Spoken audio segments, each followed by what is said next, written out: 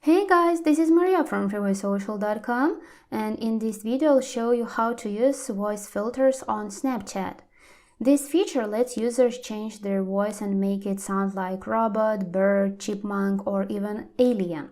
Follow these steps and you will find out how you can use it. Go to the camera screen. Press on the button in order to record a snap or tap the gallery icon and upload a video from your camera roll, as I'm doing now.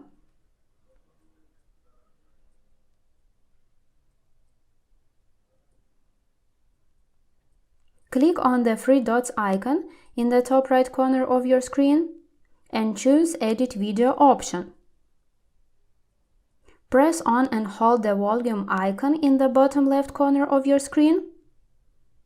As you can see, you have several voice filter options. Choose the one you like.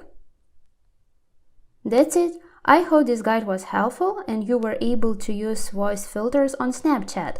Don't forget to like this video and visit us at freewaysocial.com.